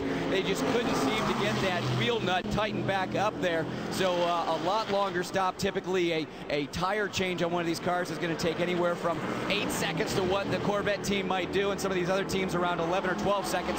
But this car was here for a good 25 seconds, so it's going to be very interesting once the 23 car comes by where they are and if they potentially lost the lead because of that. Oh, they have lost the lead. Lost the lead. They've almost lost second place as well, because that's Brian Wong is out right behind him in the Lizard car. Debris or slippery surface flag out there. It's a turn number 3. Hello to Martin Pearson watching from Auckland, New Zealand. And to Kevin Ernst, he said, are there any assumptions about how many cars we might be expected for the new series? Maybe 60 or 70? No, probably about 30 to 35, maybe 40. I think you won't get everybody from both series, clearly, because some teams run in both series. Yeah, there's not many that run in both series, though, John. I tell you, I think we're up for at least 40 anyhow, I would suggest. Okay. And at this stage, and who knows what might happen. I know there is some sort of preliminary talk about perhaps at some events splitting the GTs and the prototypes even. I hope they don't do that, because the multi-class racing is what this is all about. Kevin Buckler now down in the pits. Well, Kevin Buckler immediately down off the war wagon here, checking in with the team, trying to see what was wrong with that air gun in that pit stop. Kevin, what was the issue? Looks like one of the guns died. We were doing great. The guys have been driving hard all day. The car's just a little bit off the pace, but our strategy's been good. The guys have done good stops. But we're over the wall, completing our stop, and one of the guns just was dead, and they had to come back, replug it in. We had a backup, but it just took a little too long. So I think we're in P2, and it's going to be a real fight there at the end with the guys in the car. I think Jerome's out there and Spencer, so it's going to be quite a little run. Little trip there, but you guys are going to be able to recover? We're second right now, hanging on for that. We'll see what happens. There's one more stop to go, and it's still a long race, so we'll give it our best. Yeah, we still have about an hour and a half to go, and we were talking about those brakes potentially be an issue, and you can see this team down here. We got brake calipers potentially for a brake change if they need to do it late in this race. Those are rear brake calipers potentially having to go on one of these Porsches. Where Rabbit says, will the P2s in 2014 still be ACO compliant in order to race at Le Mans? No, they won't. They'll be BOP'd to Delta Wing and DP pace. However, that's not to say that couldn't be a class at Le Mans at some time in the near future. They will be BOP'd with the DP cars, but whether they can bring the DP cars up to the same pace as the P2 cars, that's the question mark. So I think the real answer to that is we don't yet know, because they haven't yet announced what that balance performance will be between the DP cars and the P2 cars. Yeah, that's a fair point. There has been talk about taking that IMSA class, if you like, as a whole, DPs and BOP'd P2s to Le Mans as a single class, not racing with the other P2s, but racing in their entirety. But that is some way off at the moment. More questions than answers at the moment. We need to see the regulations and the technical specs and the sporting regulations as well, which we're assured will be coming shortly. Yeah, I think the sporting regulations will be pretty similar to what we've got right now. Here's a pit stop for the 05 car. They've fallen back to 5th place in P2. A change of nose cone there for John Bennett. Yes, I think he's handed over to Colin Brown, who will finish the final hour and a half of this race. I think he's got an awful tall order to make up the deficit that currently stands, I think, at over a lap. 11 seconds between Degrassi and Jarvis, so that's just eased out a little bit again.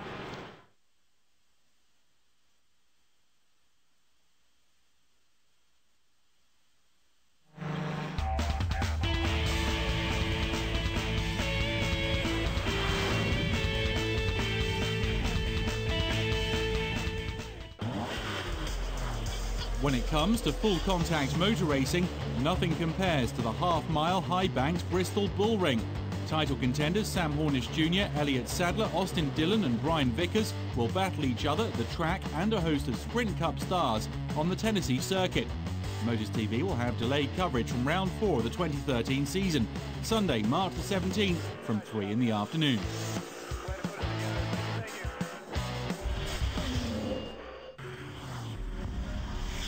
Remy Bizouar and Libor Podmol will be the two riders the rest will be looking to outperform when Motors TV heads to the season opening round of the 2013 Night of the Jumps Championship from Berlin in Germany.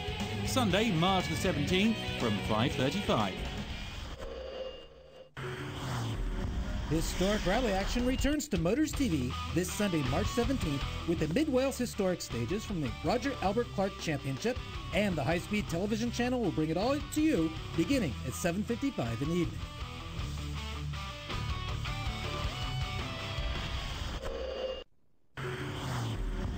Just when you thought Nick Sanders had done and seen it all on his motorbike, he's back on Motors TV with yet another two-wheel expedition. He'll introduce us to fascinating people and breathtaking scenery. Make sure you don't miss your chance to join the Global Rider, Monday, March the 18th from 5:45 in the afternoon.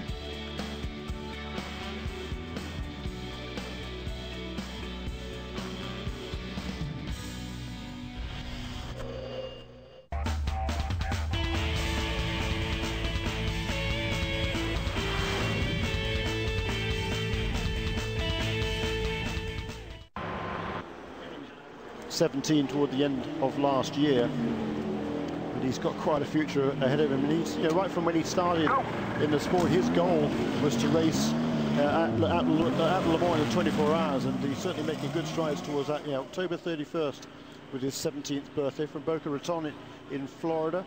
His brother is a almost semi-pro tennis player, at least, his twin brother.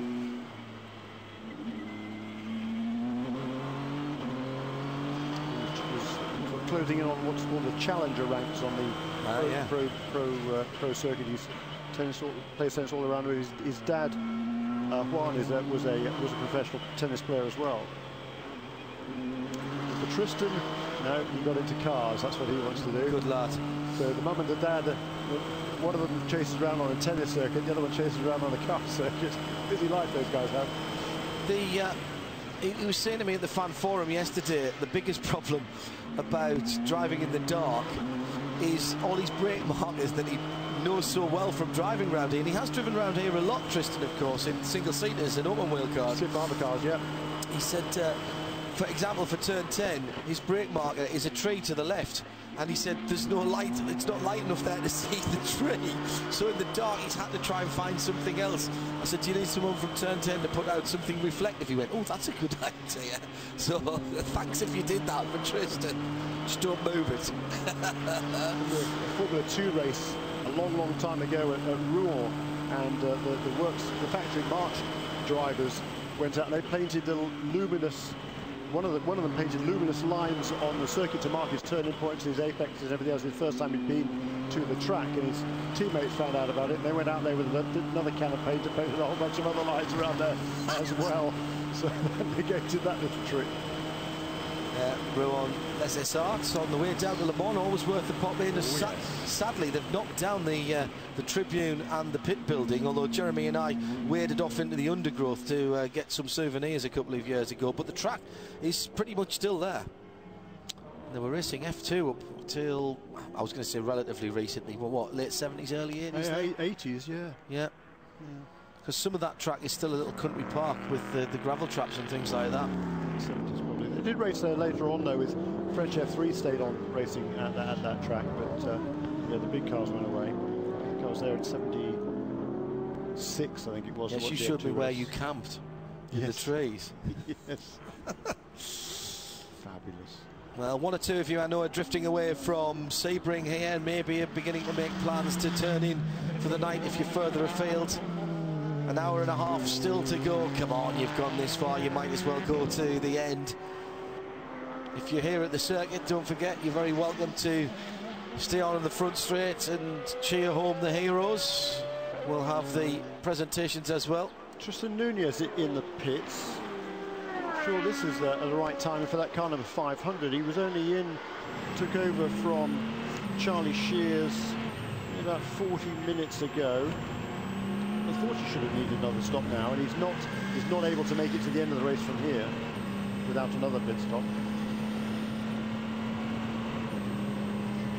Well, and you guys are talking about that technology, that development, so much of that development done here for Le Mans. And talking with the team just a little while ago, I was asking them about the things that they've learned at this race, and they definitely said traction control, some of the braking issues that they have with the car, learning a lot about just trying to get 100% out of that, especially on those out laps, because with the traction control, if you have it working too hard, it takes a lot longer for those tire temps to come up.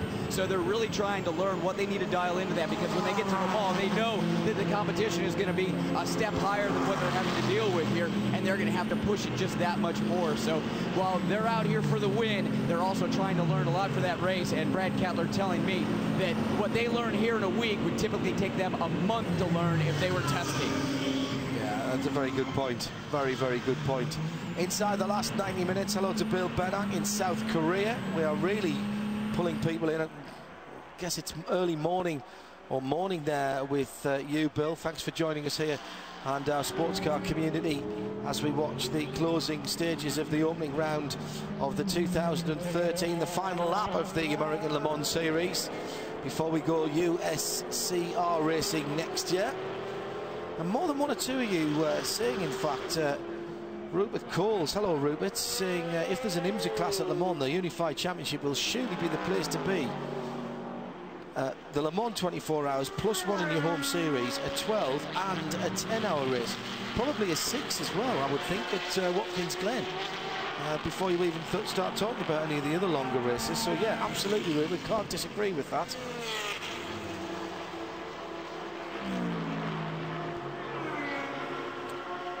Still a Grand Prix distance to go then, Jeremy.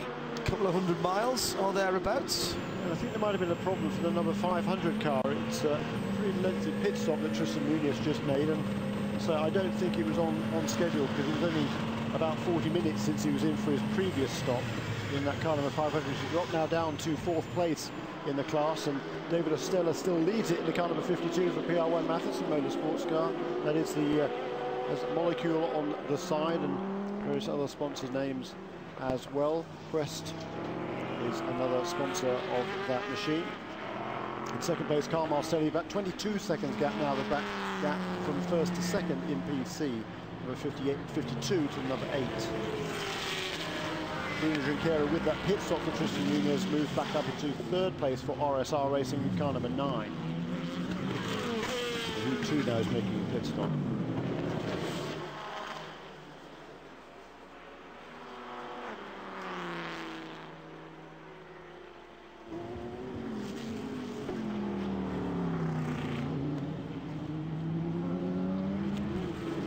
Sights and sounds of Sebring in the evening time, with the local time at just on 25 minutes past 9. We have an hour and 22 minutes still to go. Nolly Jarvis leads by 10.6 seconds. No, wait a minute. Maybe that was I got the hours wrong. We've got another, gosh, an hour farther than I thought we were actually. No, maybe that was on schedule for Tristan Nunez. I certainly think it was a slightly longer pit stop than would normally have been the case. Bruno Junqueira now is on pit lane as well, in what is the third place car in PC.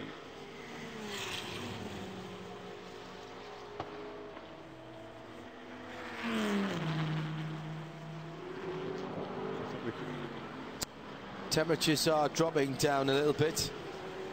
as you might expect. Let's head down to Chris Neville in the pit lane, who's out in the weather and can give us the true update. Yeah, just a couple hours ago I told you that the track temperature had gone from 105 at its peak today down to about 95. Well, just in the last 2 hours it's dropped down to 65 degrees. So we've seen a swing of about 40 degrees from the hottest point today to now one of the coolest points.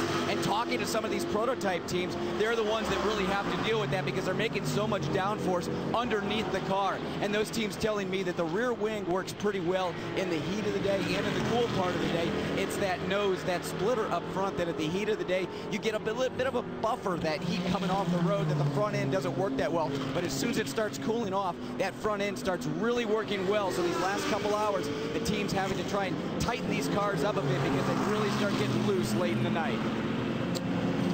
Yeah, it's a good point, that. GTC Porsche with a loose piece of rear bodywork. In fact, the whole of that rear bumper bar, and it's one of the Tully's cars. That must be the 10 car, isn't it?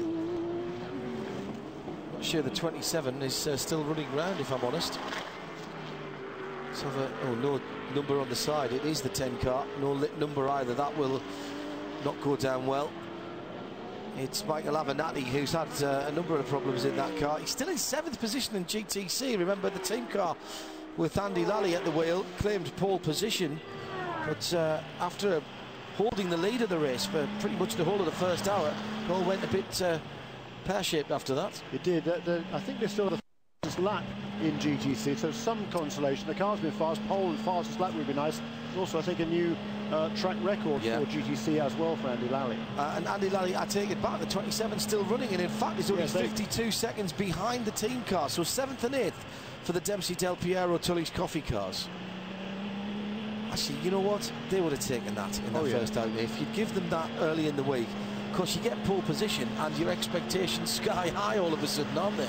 They are, but they're still realistic, very much so, down there at Dempsey Del Piero Racing. So yeah, they knew they didn't expect to come here and challenge for the win. But I think if they can get both cars to the finish line here and show good pace, that'll be good enough. That seemed to be... That's Lena Gade saying hello to back home with the racer tape on the back of her computer screen. Hi, Dad.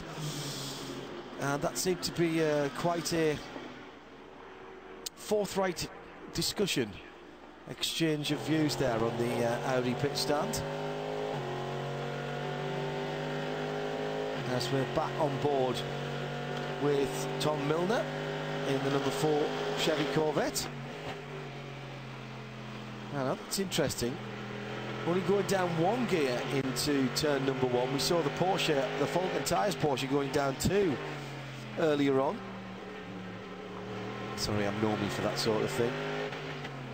3, 4, and coming through 5 into 6, the long right-hander, and down towards the hairpin at turn number 7. Just keeping an eye on that central screen to see if anything's coming up behind him. He's clear at the moment because although there's some headlights there and some reflections, there's nothing showing up on the radar. As through the tight right-hander at turn number 7, through the kink at 8, 9 and on, and the heavy braking towards 10. I think the deficit now to the class leader, Jimmy Bruni, from this car with which we're on board with Tommy Milner, down to 28 seconds. So Tommy is continuing to chip away at that lead that the Ferrari has, and still with 1 hour and 17 to go. As Oliver Gavin suggested when he got out of the car and spoke to our pit reporter, I think, you know, it is still game on here, very much so, in GT. Those two now are still actually... yeah, Wolf Hensler still there now in 3rd place in that Falcon Tyres car, about a minute behind Tommy Milner in the Corvette, and 4th place, a couple of laps behind Wolf Hensler. The best of the BMWs is now Jörg Müller in car number 55, and then Marco Holzer in that number 48 Chopard Watches Paul Miller Racing Porsche. They're still up into the 5th place as well. Good effort for the Arrow. I do love that. That is great. Debris on the circuit will be that rear bumper from the Tully's Coffee number 10 car, Michael Avenatti. James Bradley and Mark Desmarais both saying, is that sparks flying from under the Audi, or is there something glowing? Now, they've got a light under there that's a kind of a ride height sensor that we've noticed that as well. 10.5 seconds between 1st and 2nd.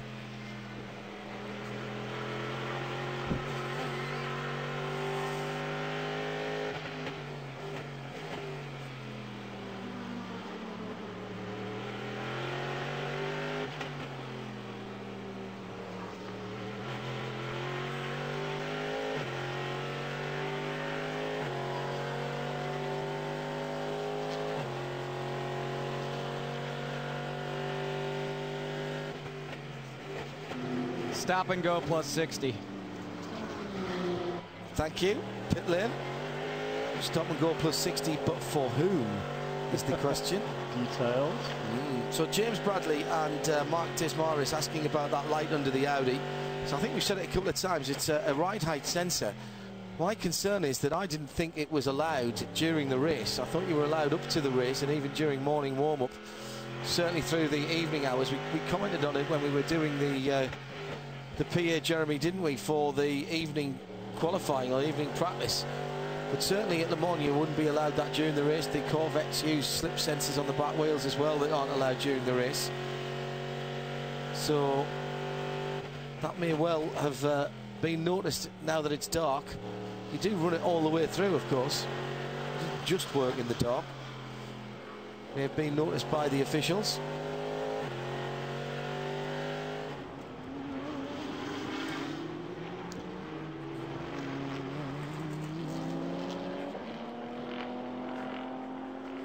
Alex Job has had a mixed bag today. He's down with Kelly in the pit lane.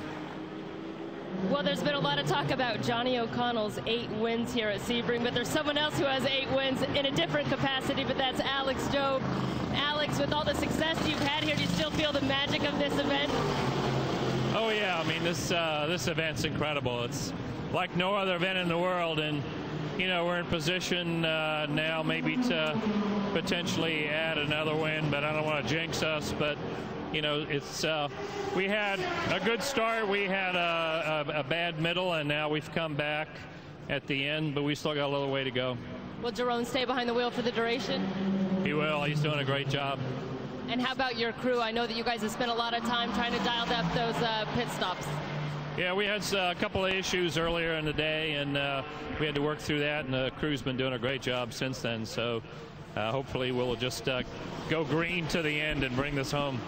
In 1999, you won the Rolex 24 Hours and Sebring in the same year. You've already taken care of the 24 Hours. Has that thought crossed your mind much of what that feeling is like to capture? Yeah, we're not there yet, but it would be great to do it again for sure, especially with a WeatherTech car each time. So, but again, I don't want to jinx us. We still got a little ways to go. All right, thanks, Alex. Thank you. There are definitely some sparks coming from underneath the #1 car, as well as those yellow ride height sensors. Alex Job talking to Kelly Stavis there, and someone who knows that gentleman very well has just joined us here in the booth, that being Pat Long. Hello, Pat. How's it going? Thanks for having me. Yeah, no, first of all, why are you sitting here with us and not being out there on the circuit? Well, I do have a program for this year in the American Le Mans Series, but we haven't got our official start yet. We're going to roll out this week just after the race with Core Autosport. We have a new RSR that well, it's new for them, but not new for me. I've driven it at Flying Lizard previously, so we're excited to get a start somewhere around Laguna Seca, which is round 3. 45 passing 66 there. That's Spencer Pumpelly going up into second ahead of Damien Faulkner there, I think, Jeremy, for second place in GTC. So we'll mark that one down. Oh, well, that's very good news. An RSR, that's a GT car then. Yeah, absolutely. It's really exciting to be right caught in the middle of this big group of excellent manufacturers. Just having a look at that pass again. Damien Faulkner getting eased out a little bit, I think, by two of the prototypes in the blue GTC car there, and the Lizards going through. I can't get used to seeing Lizards in the GTC category. That was a change of position. Yes, that's what I said. Yeah, the Lizard car moving up into second place in GTC. Yeah, it looks like Damien had a little bit of help there turning into 3. It looked like it was a PC car and a P2 car right behind him, so certainly a tough way to lose second position, but I'm sure he'll fight back. Second place Audi in the pits, the #2 car. Chris Neville is there. And he's handing over to Tom Christensen. Tom Christensen going for his 7th overall win at this race. And looking over the front of this car, looks like it's in a bit better shape than the 1 car. Saw that dive plane missing on the left front of the 1 car. This car looks like the only damage is the light on the right side. It's got a big crack in it, but those LEDs still working behind there. And looks like everything going smooth. Maybe the driver change a little bit long here. Still working on Tom in there. They've already got the fuel done, and they don't have the doors shut as they're trying to get him suited up. And nope, now they finally got him in, and he's down and away. So once again taking tyres there. That was another 22-lap stint. They've been doing that regularly through the race. Number 2 car, the number 1 car, has generally been doing 1 lap more than that, and last time did not change tyres, so we would expect the number 1 car to be on the pit lane probably another 3 or 4 laps, and for Oliver Jarvis to hand over to Benoit Tourlier with a fresh set of Michelin tyres. Hour and 10 minutes to go, Pat. You've been in this position. You've been fighting for position. You've also been out front. You've also been sitting in elegant isolation in, you know, a podium position. What's going through your mind here as a driver, and how fatigued are you starting to feel at this point, particularly after a day that's been quite hot like it has been today? Yeah, any day, especially a 12-hour race at Sebring, is a long, hot day. Yeah. Certainly for these guys, for instance, the Audis that are running 1-2 right now, they're pushing as hard as they ever have, and you're just sort of trying to forget what your body and mind feels like and know that there's a big prize at the end of this hour. So it's how much pain are you in? How much physical pain are you feeling, or do you not feel it until you stop? It depends. I mean, when the adrenaline's flowing, that's the best painkiller that there is. For these guys, they're as fit as any racing driver out there. The Audi team really focuses hard on that, and so certainly they know what they're up against, but it's never easy at Sebring. Just on a change of lead in PC last time around, lap 300 for the PC cars. David Estella lost about 30 seconds. He must have had an off of some sort. He's now dropped behind Kyle Marcelli, so it's number 8 car for Bar 1 Motorsports. Kyle Marcelli at the wheel. He leads PC. David Estella is now again in catch-up mode. 11.6 seconds, the deficit from the 52 to the number 8 car. In the GT category, Pat, that you're going to join in on, Risi are back this year. Corvette are looking as strong as ever. Jimmy Bruni and Tom Milner first and second. Wolf Hensler in third for the Falcon Tyres Porsche at the moment. Nick Tandy in that group, the newest recruit to the Porsche Works driver school. And Nick's done a cracking job. You'd expect Wolf and Brian to do that, but he's been drafted in there. And those guys are going to be pretty hot all season. Yeah, certainly they are. I mean, to have 2 Porsches in the top 5 right now, this far into it, is great. It's been a race of lots of ups and downs in the GT class, which we haven't seen the last couple of years. Usually we're 3 or 4 cars on the same lead lap fighting at the end. So it's certainly been a classic endurance race in GT, and it's great to see Porsche there at the end. Can you guys challenge for a championship, given that you've missed the big points haul of the first race of the season? Well, you never say never, but we're not one of the favorites. So what is the program for the rest of the year, and what, if any, targets do you set for yourself and the team? For us at Core Autosport, it's about integrating a 911 into what they've been extremely successful in the American Le Mans Series with the LMPC program. So getting them used to working on a GT car, for myself, learning a new team and a new teammate with Tom Kimber-Smith. I'm very excited about both of those partnerships, and yeah, just getting up to speed and pushing for 2014 for an all-out attack on the class. TKS has done a good job today for Greaves. They're sitting in 3rd place and 8th overall in the P2 category.